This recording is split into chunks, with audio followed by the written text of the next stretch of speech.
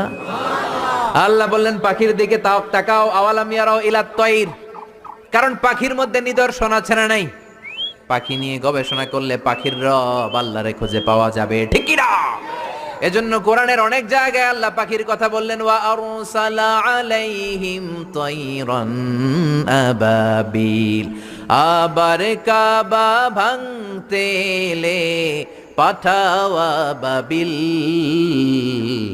দাও খোদা দাও আমায় আবার উমার দরাজ দিল।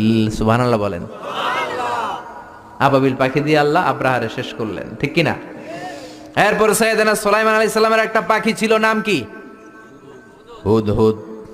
ওয়া তাফাক্কাদাত তায়রা ফাকালা মালি লা আরাল হুদহুদ, পাখি কই? ওইটার জুমিং পাওয়ার এত বেশি ছিল পাখিটার চোখে, সাইয়েদনা সুলাইমানের সিংহাসনও চড়তো, পাখিটাও চড়তো, আর কত হাজার